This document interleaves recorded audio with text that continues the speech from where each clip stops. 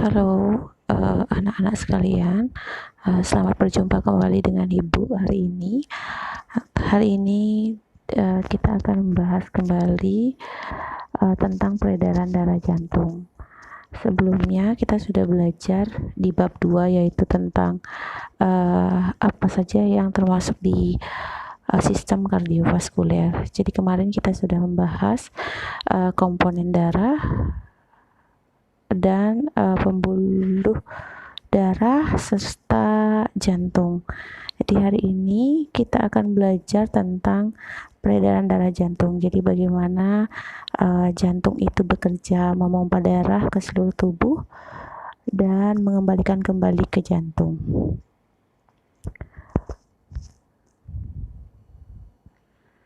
Nah, sebelum Ibu mulai untuk menjelaskan bagaimana peredaran darah jantung tersebut, Ibu akan memberikan beberapa pertanyaan yang mungkin nanti akan anak-anak bisa kerjakan setelah mendengar penjelasan dari Ibu.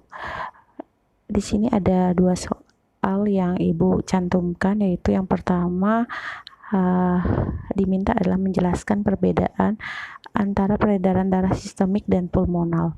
Yang kedua, membuat alur dari peredaran darah sistemik dan pulmonal.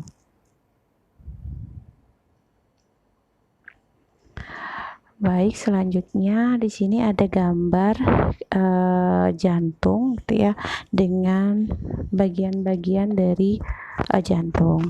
Kalau sebelumnya kita sudah belajar bahwa jantung itu memiliki 4 ruangan, yaitu ada atrium kanan dan kiri serta ventrikel kanan dan kiri. Jantung, kalau atrium memiliki dinding lebih tipis daripada ventrikel, karena ventrikel berfungsi untuk memompakan darah keluar dari jantung, sedangkan atrium menerima darah dari seluruh tubuh kembali ke jantung, itu di bagian atrium yang menerima. Baik, sekarang Ibu akan mulai menjelaskan bagaimana darah dipompakan oleh jantung, kemana arahnya. Sekarang Ibu akan jelaskan. Anak-anak perlu diketahui bahwa jantung kita ini berdetak dimulai saat di dalam kandungan sampai nanti kita meninggal. Jadi jantung itu bekerja dari pertama kali di dalam kandungan sampai nanti kita meninggal gitu ya.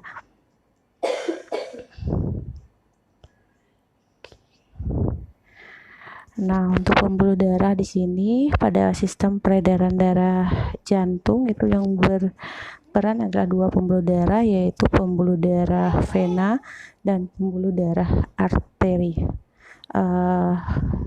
Nanti pembuluh darah yang akan meninggalkan jantung disebut dengan pembuluh darah arteri, sedangkan yang akan menuju jantung disebut dengan pembuluh darah vena.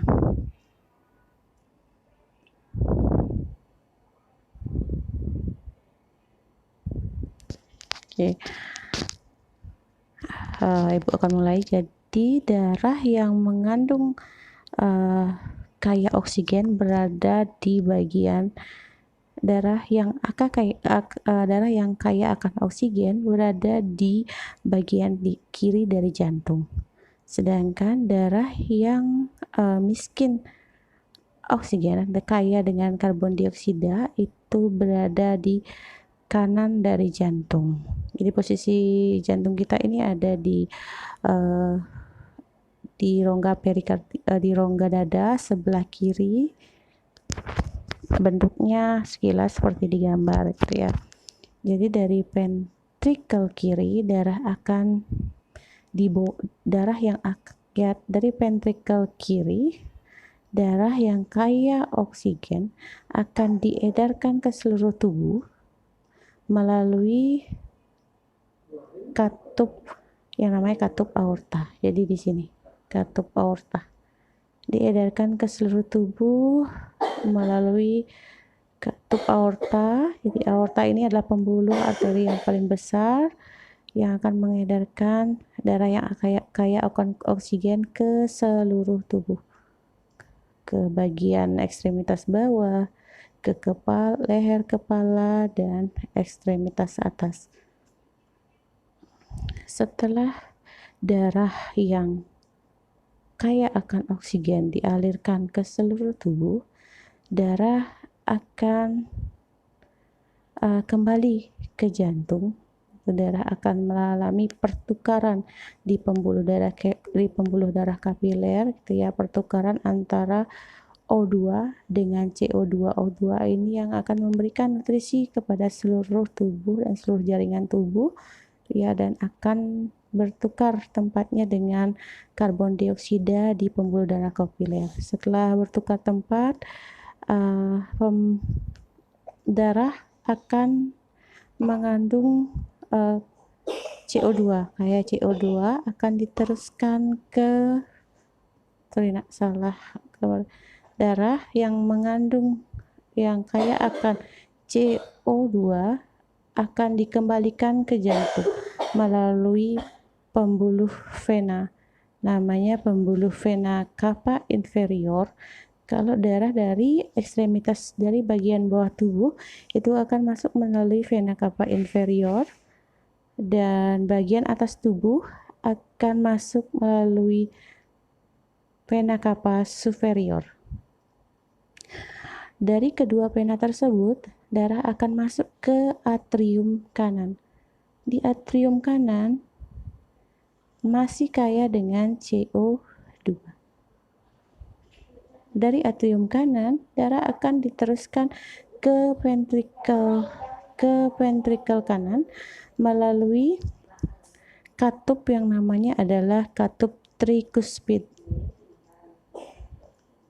Katup ini adalah aliran darahnya satu arah, jadi tidak akan bisa balik ke darah dari ventrikel kanan, tidak akan bisa balik ke atrium kanan dalam keadaan normal. Kalau jantung dalam keadaan tidak normal, darah bisa saja kembali dari ventrikel kanan ke atrium kanan. Darah yang kaya akan CO2 ini akan diteruskan melalui katup pulmonal namanya. Jadi darah yang kaya akan CO2 ini dialirkan melalui katup pulmonal menuju arteri pulmonalis menuju ke paru-paru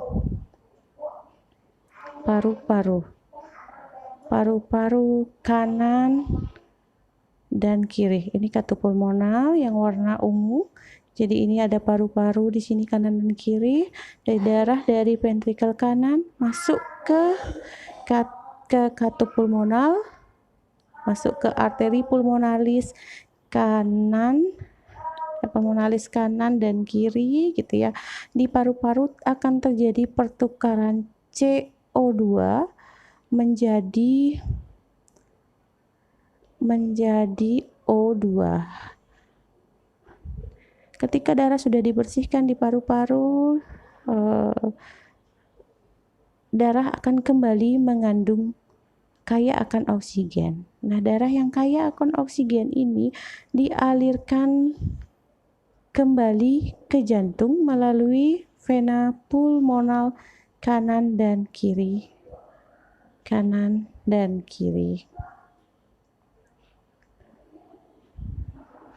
Melalui vena pulmonal kanan dan kiri, darah dari vena pulmonalis itu akan diteruskan ke atrium kiri. Di atrium kiri, darah kaya akan oksigen. Nah, dari atrium kiri, darah akan diteruskan kembali ke ventrikel kiri untuk dipompa ke seluruh tubuh. Jadi tadi udah darah dari paru-paru diterima oleh atrium kiri. Jadi atrium adalah ruang jantung yang menerima darah. Nah, sekarang darah akan dipompakan ke seluruh tubuh. Darah diteruskan ke ventrikel kiri melalui namanya katup mitral. Ini katup mitral, atau kita sebut juga dia dengan katup brikuspidal.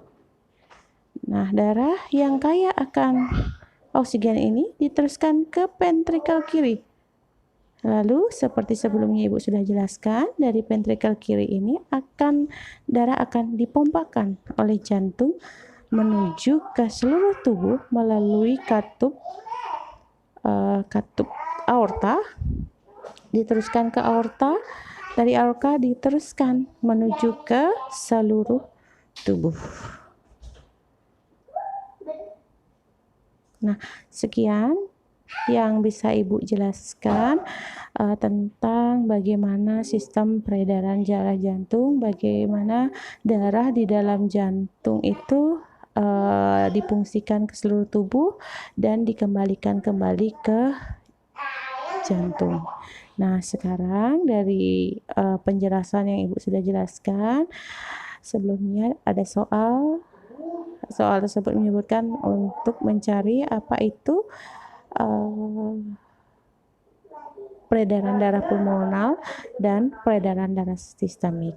Nah, anak-anak, hari ini silahkan anak-anak membuat catatan di buku catatan kalian tentang soal yang di slide sebelumnya. Sekian yang Ibu bisa sampaikan di video ini. Semoga anak-anak bisa mendengarkan suara Ibu dengan jelas dan bisa memahami penjelasan dari video ini. Itu saja yang Ibu bisa sampaikan hari ini. Terima kasih. Sampai ketemu lagi di materi selanjutnya. Terima kasih.